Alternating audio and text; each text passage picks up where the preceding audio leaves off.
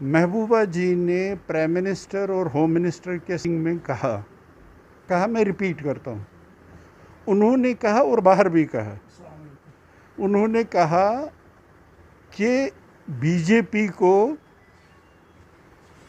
तोड़ने में 70 साल लगे। बल्कि अगर आप देखेंगे 1925 से ये प्लान बन रहा था, इनका मैनिफेस्टो भी था बीजेपी का।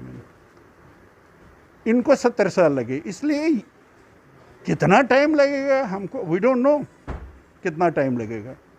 मगर ये तो ऐसी बात हुई ना कि ये भी छीना गया, ये भी छीना गया, ये भी छीना गया। हम कुछ नहीं कहेंगे, कहीं तो जाके बात करनी है ना। और किसके लिए बात कर रहे हैं? इंडियन कॉन्स्टिट्यूशन ने जो हुकूक जम्मू कश्मीर के लोगों को दिए थे, हम कहते हैं कि वो हुकूक हमें वापस दे दीजिए। हम इंडियन यूनियन और इंडियन कॉन्स्टिट्यूशन के बाहर बिल्कुल कुछ नहीं मांग रहे हैं। अगर इनको 5 अगस्त करना भी था तो रियासत जम्मू कश्मीर के लोगों को कॉन्फिडेंस में लेना था, उनसे बात करनी थी।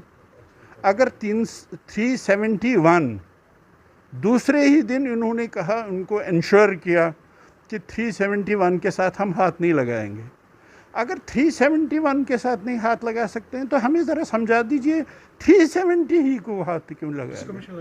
नंबर 1। नंबर 2, मैं आपको कहूँ, मैं इस वक्त भी कहता हूँ, जो 370 की कॉन्स्टिट्यूशनैलिटी है, मेरा दावा है 370 की जो कॉन्स्टिट्यूशनैलिटी है, जब भी सुप्रीम कोर्ट बैठेगा, मैं चाहूँगा कि supreme court as immediately as possible बैठे।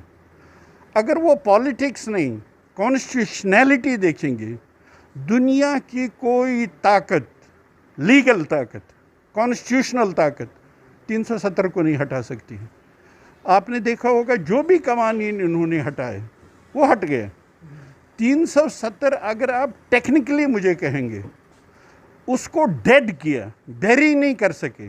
पता नहीं आप ये टेक्निकल बात है, मगर मैं आपको चैलेंज के साथ कह सकता हूँ। और मुझे हैरानगी है मुजफ्फर बेग साहब की कॉन्स्टिट्यूशनैलिटी जो आर्टिकल 370 की है। मेरा दावा है अगर सिर्फ कॉन्स्टिट्यूशनैलिटी को देखेंगे, वो दुनिया की कोई ताकत, पार्लियामेंट भी 370 की कॉन्स्टिट्यूशनैलिटी को छेड़ नहीं सकता था।